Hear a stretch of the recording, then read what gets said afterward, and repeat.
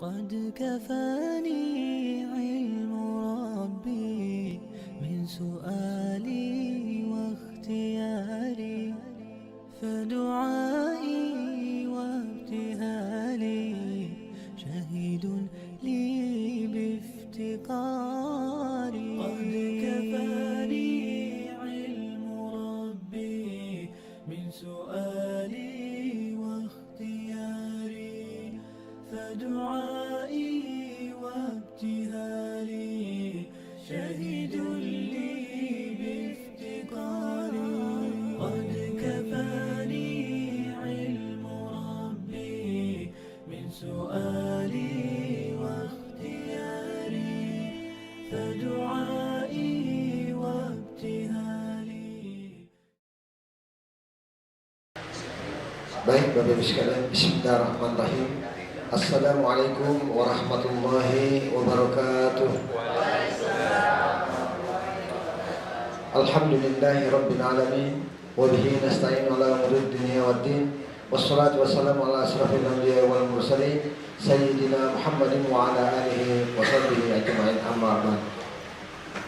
Hadirin kaum muslimin dan muslimat yang dimuliakan oleh Allah Subhanahu wa taala.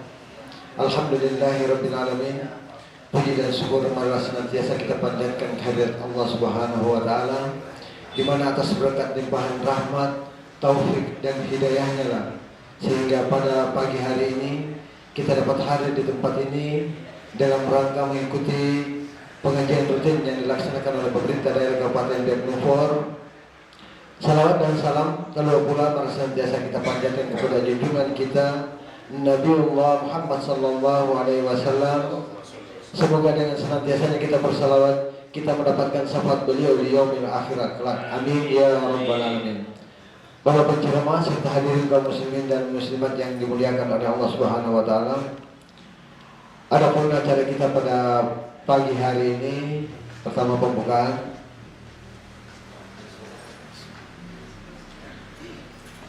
dilanjutkan dengan tausiah dan sekaligus tanya jawab kalau ada yang bertanya, kemudian doa dan penutup. Baik Bapak Ibu sekalian, mari kita awali pengajian kita pada pagi hari ini dengan sama-sama membaca suratul Fatihah. Al-Fatihah.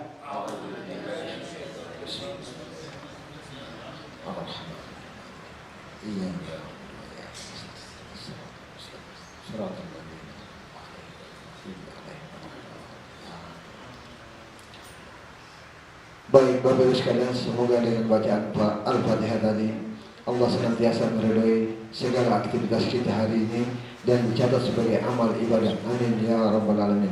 Baik, acara selanjutnya yaitu tausiah yang akan disampaikan oleh Bapak Ustaz Junaid Ibrahim. Kepada Bapak Ustaz kami persilakan.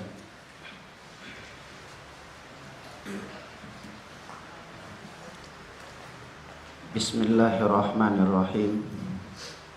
Assalamualaikum warahmatullahi wabarakatuh. Alhamdulillahilladzi arsalna bil huda wa dinil haq liyudhhirahu ala dini kullihi walau karihal musyrikun. Amma ba'd. Hadirin dan hadirat, Bapak Ibu yang mudah-mudahan dirahmati oleh Allah Subhanahu wa taala.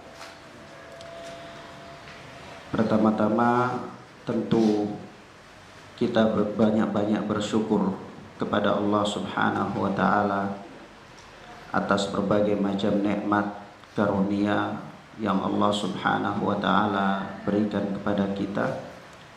Sampai pada kesempatan yang mubarakah ini, di tengah-tengah kesibukan aktivitas kita, Allah Azza wa Jalla masih memberikan kita kesempatan untuk bertemu, tidak lain dan tidak bukan kecuali untuk mendengarkan ayat-ayat Allah Subhanahu wa taala, mendengarkan hadis-hadis Rasulullah sallallahu alaihi wasallam. Semua ini dalam rangka tafaqquh fiddin, dalam rangka mempelajari agama. Memang kalau ditanyakan kenapa sih kita mesti belajar agama, kenapa sih kita mesti mendengar pengajian-pengajian, bukankah kita ini sudah muslim, sudah Islam, dari kecil bahkan kita juga sudah pernah beribadah kepada Allah, sudah sholat, puasa, zakat, dan lain-lain. Maka hadirin dan hadirat, para ulama mengatakan kepada kita bahwasanya lam yuladu ahadun aliman. Sesungguhnya tidak ada seorang pun di muka bumi ini yang dia lahir langsung dia menjadi seorang alim. Akan tetapi semua itu harus melalui proses. Nah, di antara proses agar seseorang memiliki sebuah pengetahuan itu adalah dengan cara belajar. Rasulullah sallallahu alaihi wasallam mengatakan al-ilmu bit-ta'allum. Ilmu itu didapatkan dengan cara belajar, yaitu mendengarkan ceramah, tausiah, dan seterusnya. Itu semua adalah upaya untuk menambahkan pengetahuan. Karena memang Rasulullah sallallahu alaihi wasallam mengatakan kepada kita dalam hadis, "Talibul ilmi fardhatun ala kulli muslim." Mempelajari ilmu agama adalah suatu kewajiban bagi setiap muslim. Dan juga Al-Imam Muhammad bin Idris Asy-Syafi'i rahimahullah, beliau mengatakan kepada kita, "Talibul ilmi afdalu min salatin nafilah." Mendengarkan pelajaran-pelajaran agama itu lebih utama dari sekedar melakukan sholat sunnah. Kenapa demikian?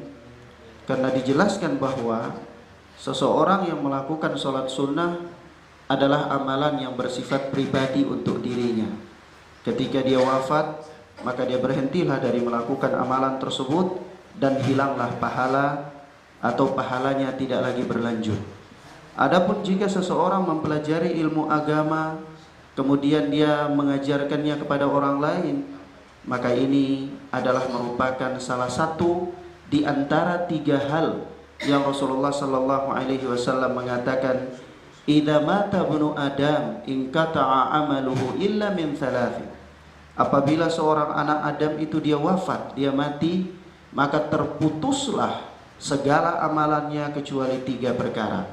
Yang pertama adalah sedekahun jariyah, sedekah yang berjalan terus. Yang namanya sedekah jariyah itu sedekah yang terus berjalan. Walaupun dia sudah wafat, orang lain masih tetap memanfaatkan sedekah tersebut. Kemudian yang kedua adalah ilmun yuntafa'u bih, ilmu yang bermanfaat, ilmu yang dia ajarkan kepada orang lain. Walaupun dia wafat, senantiasa dia tetap mendapatkan manfaat dari ilmu yang diajarkan tersebut. Yang ketiga adalah waladun saleh yad'ulah, anak soleh yang mendoakan kedua orang tuanya. Hadirin dan hadirat, terkait dengan permasalahan ini maka ada satu hadis Rasulullah sallallahu alaihi wasallam yang dikeluarkan oleh Al-Imam Ahmad rahimahullah. Rasulullah bertanya kepada para sahabat, "Tahukah kalian siapakah orang yang mandul itu?" Kata Rasulullah, "Kalau kita bicara tentang anak soleh, maka tentu tidak ada satu orang tua pun yang dia tidak menginginkan dia mempunyai generasi yang tidak soleh. Tapi kebanyakan kita mendapati pada kenyataan hidup, ternyata Rasulullah mengatakan, "Tahukah kalian siapakah orang yang mandul itu?" Para sahabat mengatakan orang yang mandul itu adalah orang yang tidak punya anak, wahai Rasulullah. Rasulullah sallallahu alaihi wasallam mengatakan bukan. Tetapi orang yang mandul itu adalah orang yang orang tuanya gagal untuk mendidiknya menjadi anak yang bermanfaat, anak yang dapat memberikan kebaikan-kebaikan. Orang tuanya gagal mendidik dia untuk menjadi anak yang saleh. Ini hakikatnya adalah orang yang mandul. Walaupun dia mempunyai anak yang banyak, tetapi anak-anak itu tidak memberikan manfaat yang positif kepadanya. Bahkan mungkin mereka memberikan manfaat yang negatif terhadapnya. Inilah kata Rasulullah hakikatnya orang yang mandul. Maka dari itu, hadirin dan hadirat yang mudah-mudahan dimuliakan oleh Allah Subhanahu wa taala, terkait dengan upaya kita dalam bertafaqquh fiddin, mempelajari agama adalah supaya kita dapat beramal dan kita dapat mendidik generasi kita menjadi generasi-generasi yang baik, generasi yang dapat memberikan manfaat ketika nanti kita telah wafat dari permukaan bumi ini. Hadirin dan hadirat, terkait dengan apa yang sedang kita alami pada kesempatan ini, yaitu Ramadan, dan bahkan Ramadan ini hampir berlalu meninggalkan kita. Jikalau kita bicara tentang keutamaan Ramadan, maka sangat banyak sekali. Mungkin kita tidak dapat membahasnya hanya dalam satu majelis, tapi mungkin pada kesempatan yang mubarakah ini ada beberapa hal yang kiranya dapat saya sampaikan terkait dengan Ramadan. Yang pertama, Ramadan ini Rasulullah sallallahu alaihi wasallam mengatakan kepada kita dalam hadis, as-salawatul khams, al-jumu'atu ila al-jumu'ah, wal ramadhanu ila ramadan, mukaffiratun lima bainahunna, liman ijtanabal kaba'ir. Salat yang 5 waktu kata Rasulullah antara yang satu dengan yang lainnya. Kemudian antara salat Jum'ah yang satu dengan Jum'ah yang lainnya. Ramadan yang satu dengan Ramadan yang lainnya adalah penggugur dosa-dosa bagi seseorang yang melakukan dosa-dosa di antara waktu-waktu tersebut. Liman, bagi orang yang ijtanabal kabair, meninggalkan dosa-dosa besar. Hadirin, cukuplah ini menunjukkan kepada kita bahwa ternyata Ramadan itu dapat menggugurkan dosa seseorang. Ramadan itu ketika seseorang masuk pada bulan Ramadan dan dia dapat mengamalkan Ramadan ini dengan baik, maka ternyata Ramadan itu dapat menggugurkan dosa-dosanya. Dikatakan oleh para ulama, dosa yang digugurkan dengan amalan soleh, di antaranya Ramadan, itu adalah dosa-dosa kecil. Karena dosa-dosa besar tidak bisa digugurkan oleh Allah kecuali dengan taubatun nasuhah. Yang kedua, kalau kita telah paham dan mengerti bahwa ternyata begitu besar keutamaan Ramadan, maka Rasulullah pun mengatakan bahwa di antara kita ini ada orang-orang yang memang dia berpuasa, tapi dia tidak mendapatkan apa-apa dari puasanya, melainkan dia hanya mendapatkan rasa lapar dan hausnya saja. Rasulullah mengatakan, rubba sha'im hadda min shawmihi atau hadda min siyamihi. Bisa jadi seseorang itu dia berpuasa, tetapi dia mendapatkan bagian dari puasa itu hanyalah al-ju' wal atas, hanyalah lapar dan haus saja. Kenapa? Karena ternyata Rasulullah pun mengatakan dalam hadis yang lain, man lam yada' qaula zur wal amila bih falaysa lillahi hajjah min ayyada'a ta'amahu wa syarabahu. Seseorang yang berpuasa tetapi dia tidak dapat meninggalkan perkataan dusta. Dia berpuasa tetapi ketika dia berbicara dia berdusta, dan dia beramal dengan amalan dusta, dia bersifat khianat dalam keadaan dia berpuasa, falaysa lillahi hajjah, maka Allah tidak butuh min ayyada'a ta'amahu wa syarabahu, daripada dia menahan lapar dan menahan hausnya. Orang ini dia berpuasa kata para ulama, tetapi dia tidak mendapatkan keutamaan puasa itu. Dia hanya mendapatkan rasa lapar dan rasa haus. Kenapa? Karena dia telah membatalkan salah satu syarat untuk mendapatkan keutamaan puasa, yaitu dengan cara berdusta secara lisan atau berdusta secara perbuatan. Hadirin dan hadirat, bahkan Rasulullah mengatakan kepada kita dalam hadis, ana za'imun bi baitin fi wasatil jannah, saya akan menjamin umatku dengan memberikan dia rumah di tengah-tengah surga. Liman tarakal kadhiba wa in kana mazihan, yaitu bagi seseorang yang meninggalkan ucapan dusta meskipun dia bercanda. Meskipun bercanda, Rasulullah memperingatkan kita agar senantiasa jangan menjadikan ucapan dusta sebagai kebiasaan kita, walaupun hanya sekedar bercanda. Apalagi ketika kita sedang menjalankan ibadah, semisal puasa ataupun haji dan umrah, sebagaimana yang dilarang di dalam hadis Rasulullah sallallahu alaihi wasallam. Hadirin dan hadirat yang mudah-mudahan dimuliakan oleh Allah Subhanahu wa taala.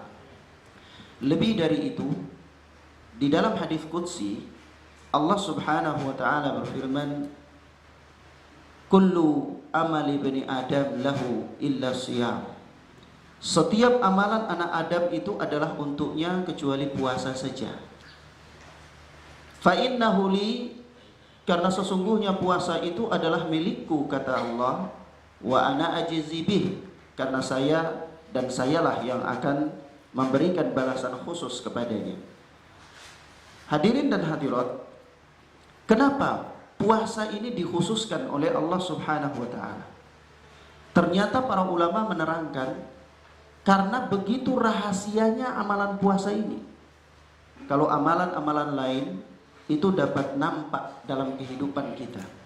Katakanlah seseorang sholat, dia menggunakan pakaian sholat, orang tahu, oh si fulan ini dia hendak sholat. Atau seseorang ketika masuk masjid, orang pun tahu si fulan akan sholat. Tapi begitu ketika dia ini, apalagi haji, itu dia berangkat haji, belum ke haji orang sudah tahu si fulan akan haji. Apalagi pulang dari haji, kalau nggak panggil bapak haji, ibu haji, belum sah. Ya.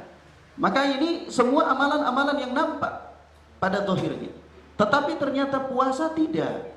Puasa itu amalan yang begitu rahasianya. Bisa jadi seseorang dia berpuasa, dia pura-pura berkumur-kumur tapi minum air, gak ada yang tahu, gak nampak bekasnya.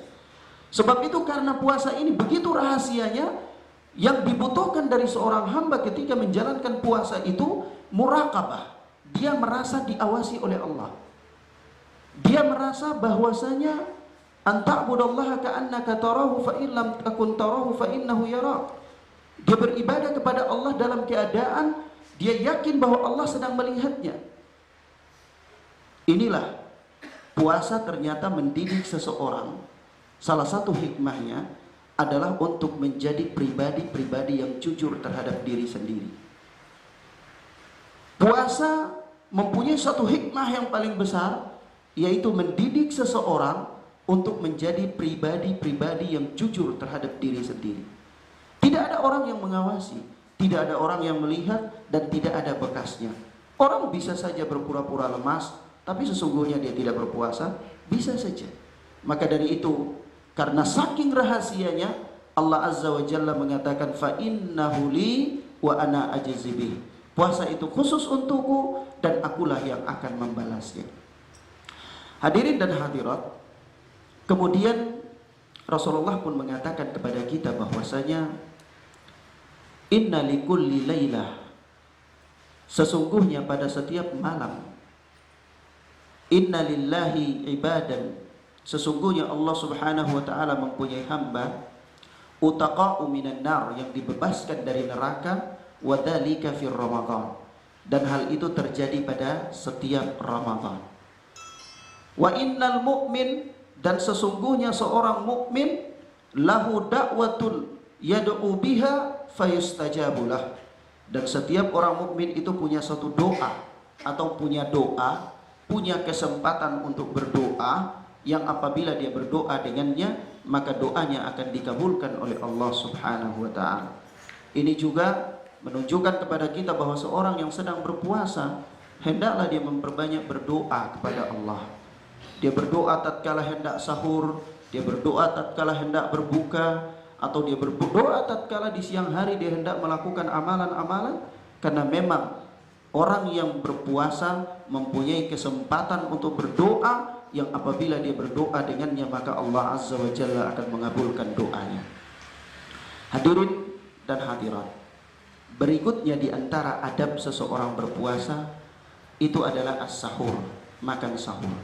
Kadang-kadang kita ini merasa diri kuat atau merasa malas bangun di tengah malam untuk sahur, akhirnya puasa tanpa sahur. Ini suatu kekeliruan yang besar. Kalau ditanyakan apakah sah atau tidak puasanya, sah puasanya. Selama dia telah berniat dari malam hari untuk berpuasa, meskipun dia tidak sahur, sah puasanya. Tetapi puasanya ini tidak afdol, tidak utama. Kenapa? Karena Rasulullah sallallahu alaihi wasallam mengatakan, tasahharu fa innahu fis sahuri barakah. Makanlah sahur oleh kalian, karena makan sahur itu ada padanya berkah. Ada pada makan sahur itu berkah. meskipun hanya sekedar dengan meneguk secangkir air putih. Yang kedua, berbuka. Kadang-kadang kita ini karena malas, kita biasanya mengharapkan berbuka itu dengar radio saja. Suatu ketika begitu di studio lampunya padam, radio ini baru adzan jam 8, sehingga kita berbukanya jam 8 malam. Rasulullah Shallallahu Alaihi Wasallam mengatakan kepada kita, sebagaimana yang Allah Subhanahu Wa Taala sebutkan dalam Al-Quran, wa atimmu siyama ilal lail, dan sempurnakanlah puasa kalian sampai malam. Dan malam itu pertanda dengan masuknya matahari. Kalau matahari sudah masuk, itu sudah pertanda waktunya berbuka. Waktu berbuka itu berbeda dengan waktu melakukan sholat maghrib. Maka dari itu Rasulullah mengatakan, la yazalun nasu ala khairin. Manusia ini mereka senantiasa berada di atas kebaikan. Ma'ajjalul fitr, selama mereka mempercepat berbuka, bersegera berbuka. Kalau sudah matahari itu tenggelam, maka segeralah dia berbuka. Jangan menunda-nunda. Dulu di awal adanya syariat puasa ini, itu puasa turun bertahap. Tahap yang kedua dari puasa, itu seseorang berpuasa nanti kalau di waktu berbuka dia tertidur, lalu dia bangun di malam hari, dia tidak boleh makan lagi sampai besoknya. Maka suatu ketika ada sahabat yang mengalami hal tersebut. Begitu menjelang waktu berbuka, dia tidur. Begitu dia tidur, ternyata waktu berbuka lewat, baru dia bangun. Dan akhirnya dia berpuasa sampai besok hari. Ternyata di siang harinya dia pingsan. Begitu sahabat ini pingsan, maka turunlah ayat untuk menunjukkan kepada kita bahwasanya puasa itu cukup sampai pada masuknya matahari. Kalau kita mengamati penjelasan para ulama, maka masuknya matahari itu sebentar, beberapa menit kemudian baru masuk waktu maghrib. Maka dari itu, kalau adzan dikumandangkan itu pertanda waktu maghrib. Ini kita sudah terlambat berbuka. Bahkan saya sendiri pernah mengamati melalui pelabuhan itu di Biak ini, BMJ, itu ternyata waktu berbuka matahari masuk full itu jam 5.50. Sementara adzannya itu masih ada sekian menit lagi ke depan, ya. Nah, ini kita sangat terlambat. Apalagi kalau di masjid itu jarak antara adzan dan iqamah itu gak ada. Begitu adzan kita berbuka, datang ke masjid sudah salam imamnya, ya. Nah, apalagi ya kita berbuka mungkin makan besar, ini sangat-sangat terlambat dari melakukan sholat maghrib secara berjamaah. Hadirin dan hadirat yang mudah-mudahan dimuliakan oleh Allah Subhanahu wa Ta'ala, berikut yang terakhir daripada tausiah singkat ini adalah di dalam ibadah puasa ini ada satu ibadah yang menyusul atau berkaitan dengan ibadah puasa yang terkadang kita mungkin pada saat sekarang ini tidak memperdulikan lagi, yaitu ibadah iktikaf. Seseorang berdiam diri di masjid pada 10 hari terakhir dari bulan Ramadan dalam rangka mencari atau mendapati malam Lailatul Qadar. Malam Lailatul Qadar itu sebagaimana disebutkan di dalam ayat Al-Quran, khairum min alfi syahr, lebih baik daripada 1000 bulan. Artinya apa?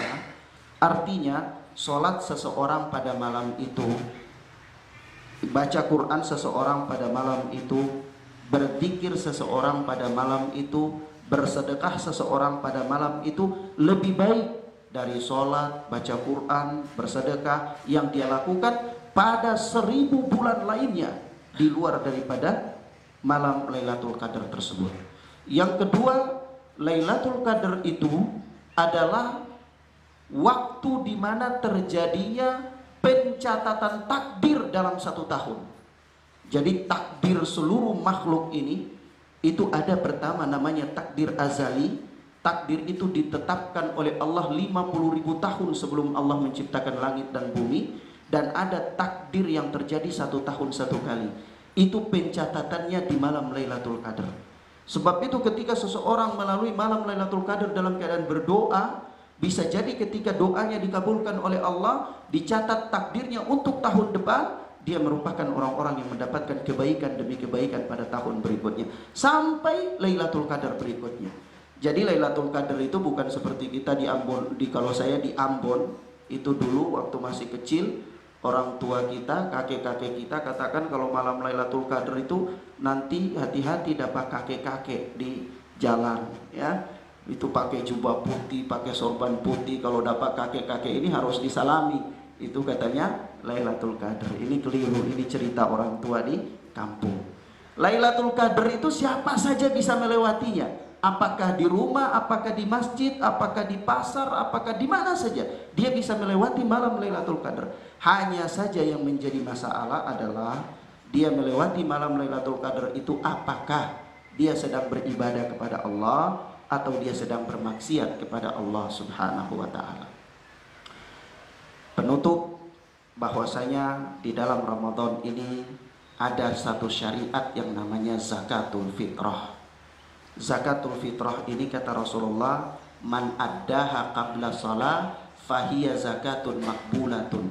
Barang siapa yang mengeluarkan zakat itu sebelum salat Idul Fitri, maka dia adalah zakat yang diterima. Wa man addaha ba'da shalah, dan barang siapa yang mengeluarkan zakat setelah salat, fahiya sadaqatun min sadaqah, maka dia hanya nilainya sedekah saja, bukan zakat. Oleh sebab itu, hati-hati, hendaklah kita bersungguh-sungguh keluarkan zakat itu sebelum orang-orang melakukan sholat Id. Dan juga kalau bisa kita nasihatkan kepada takmir masjid supaya zakat itu jangan ditumpuk-tumpuk di masjid. Nanti sampai sudah selesai Id baru dibagi-bagi kepada amil masjid, ya, amil zakat. Bukan, ini dibagi kepada yang mustahik itu sebelum ditegakkannya sholat Id. Jadi kalau kita ini misalnya punya pemerintahan ini yang bagus, pemerintah mengumpulkan kita berikan, itu bagus. Tapi karena tidak ada sistem yang bagus, maka lebih baik untuk disalurkan langsung ke orang yang kita tahu dan kita mengerti. Hadirin dan hadirat, saya kira ini beberapa hal singkat yang bisa saya sampaikan. Mudah-mudahan bermanfaat bagi kita. Mohon maaf atas kekurangannya. Hadanallahu wa iyyakum wa barakallahu fikum. Subhanakallahumma wa bihamdika asyhadu an la ilaha illa anta astaghfiruka wa atubu ilaik. Wassalamualaikum warahmatullahi wabarakatuh. Baik Bapak Ibu sekalian, demikianlah tadi tausiah atau ceramah agama tentang keutamaan bulan suci Ramadan yang telah disampaikan oleh Bapak Ustadz Junaid Ibrahim. Mungkin apa-apa yang telah disampaikan tadi dapat kita amalkan dalam kehidupan kita sehari-hari. Dan baik Bapak Ibu sekalian, sesi berikutnya itu sesi tanya jawab. Mungkin dari Bapak Ibu ada yang ingin bertanya berkaitan dengan bulan suci Ramadan ataupun zakat fitrah, kami persilakan.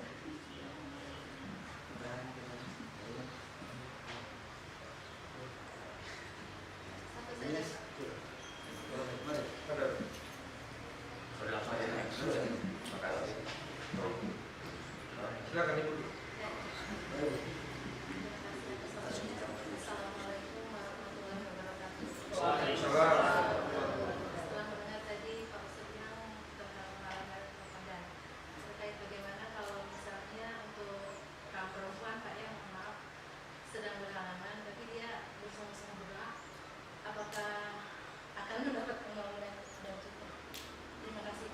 Barakallahu fiik. Seorang yang mengalami haid, dia bisa mendapatkan malam Lailatul Qadar apabila dia menghidupkan malam.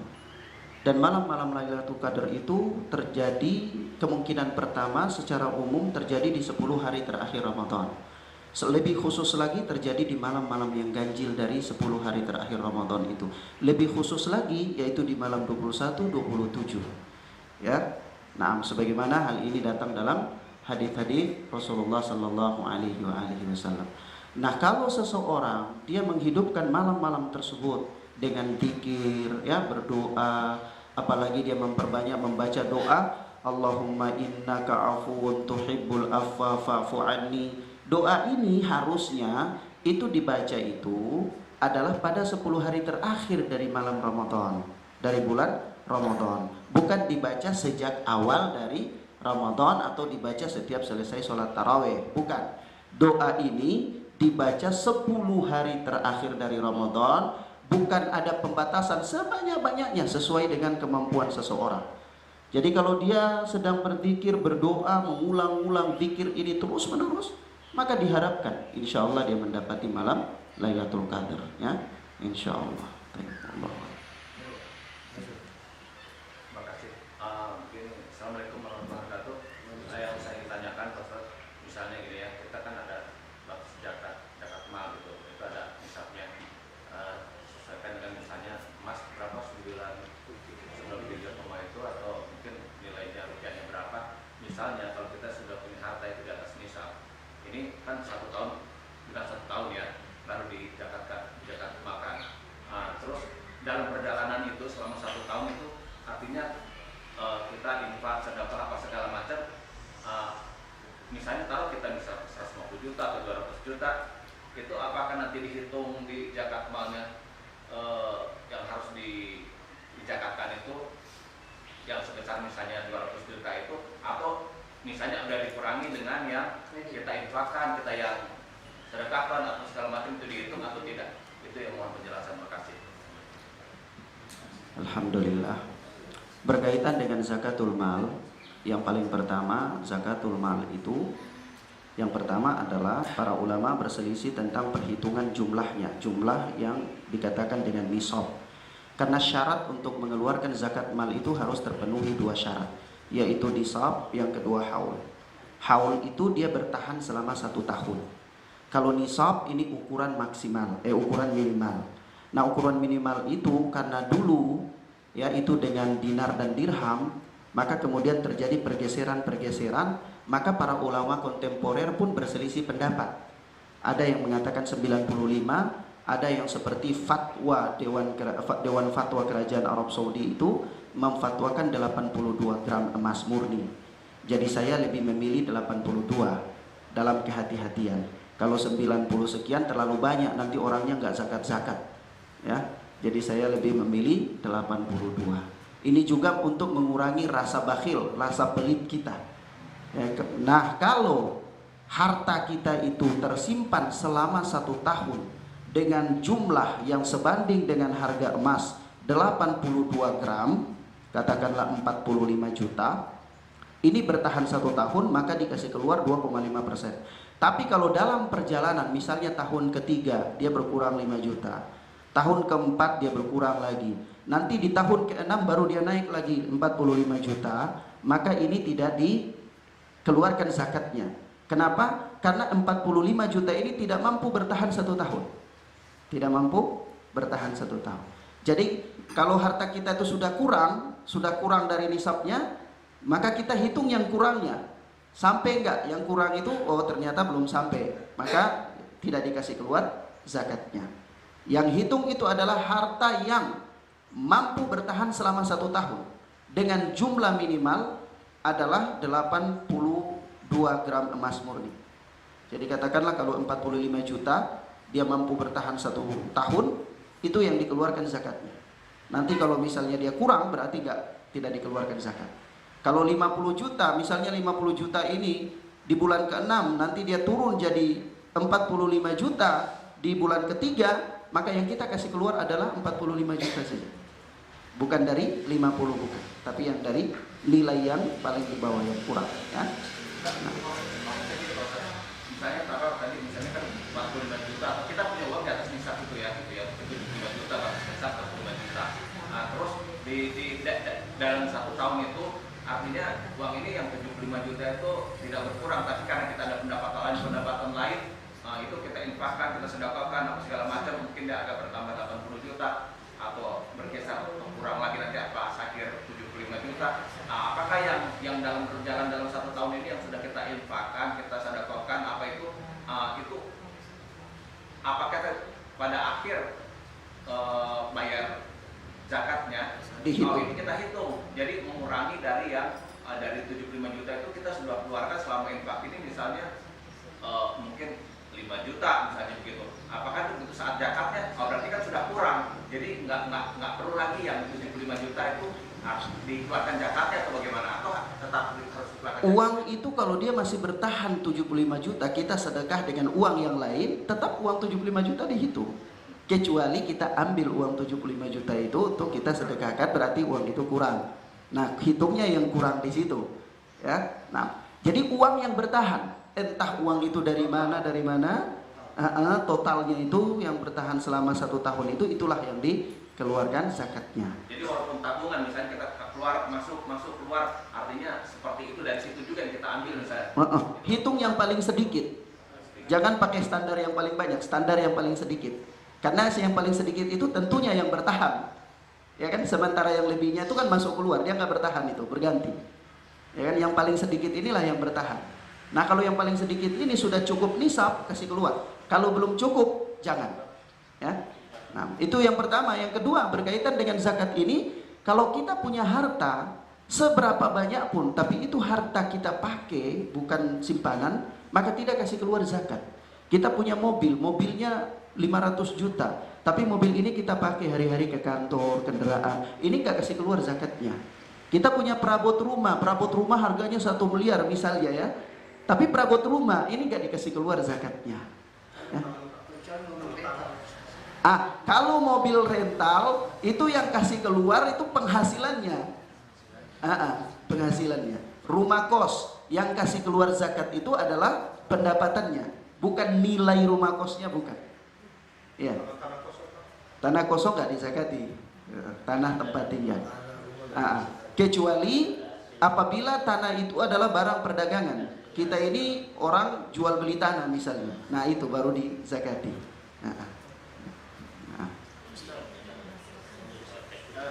Sekedar sharing juga. Assalamualaikum warahmatullahi wabarakatuh. Untuk mempermudah, saya biasanya, dan ini juga mungkin sharing pada rekan-rekan yang ada, setiap pendapatan itu langsung saya 25% juga sisihkan, sehingga itu mempermudah kita di saat nanti menghisap. Kemudian yang saya perlu tanyakan, waktunya ya Ustaz. 1 tahun itu dihitung dari waktu awal sampai waktu terakhir, itu apakah dari Ramadan ini atau dari tahun Hijriah? Makasih. Iya, jadi kita kadang-kadang ini karena memang begitu selesai Ramadan kita kasih keluar zakat fitrah, kita juga ikut kasih keluar zakat mal. Padahal kadang-kadang mungkin harta kita itu belum sampai 1 tahun. Nah, jadi yang dihitung itu mulai dari sejak kita menyimpan harta tersebut. Ya, apakah kita menyimpan harta tersebut di bulan Januari, maka sampai Januari depan. Kalau kita mulai awal menyimpannya itu Februari, maka sampai Februari depan. Hanya saja kebiasaan kita itu karena memang di akhir Ramadan itu kita sedang bayar zakat fitrah, kadang-kadang kita ikut aja di situ. Ya. Nah, kita ikut juga bayar zakat mal. Tapi padahal kalau hitung-hitung barangkali kita itu belum sampai 1 tahun. Ya. Jadi di sini prinsipnya adalah dia bertahan selama 12 bulan. Ya, 12 bulan. Sejak dikumpul ya, sejak dikumpul. Nah. Maaf ini misalnya kalau gaji itu kita punya gaji 6 juta gitu. Terus kan itu kalau dikalikan setahun kan sudah 72 juta. Berarti itu kan karena dia terpakai, tapi ada yang pendapat mengatakan bahwa itu harus dikenakan zakatnya sebesar 2,5% dari penghasilan itu. Tapi ada yang kan mungkin tidak, karena itu dia terpakai, tidak cukup selama 1 tahun misalnya gitu misalnya. Para ulama memberikan pembahasan ini panjang lebar. Para ulama Mesir, ulama kontemporer di Mesir itu sebagian mereka mengatakan adanya zakat profesi. Zakat profesi itu ya profesi kita itu dapat penghasilan dizakatkan, dapat penghasilan dizakatkan. Tapi kalau kita meneliti permasalahan ini secara detail, zakat profesi itu tidak ada. Tidak ada zakat profesi. Oleh sebab itu kan harta kita ini semua terjaga, gak boleh diambil oleh orang lain kecuali dengan cara yang benar. Kalau orang lain mengambil, melakukan pungutan dengan cara yang tidak benar, itu haram hukumnya. Nah, agama tidak membolehkan. Agama membolehkan mengambil harta seseorang itu hanya 2. zakat atau dia berinfak dan bersedekah. Nah, zakat itu yang ditetapkan dalam agama hanya dua, zakat fitrah dan zakat mal. Zakat mal itu nanti ada ternak macam-macam lah ya, ada 4 jenis itu, tapi masuk dalam kategori zakat mal. Di luar daripada itu tidak dibebankan dalam agama untuk mengambil harta seseorang. Maka pendapat yang paling kuat itu adalah tidak adanya zakat profesi. Tidak adanya zakat profesi. Zakat itu yang ada kalau harta tersimpan 1 tahun lamanya, telah mencukupi nisab, maka dikeluarkan zakatnya. Nah, wallahu a'lam.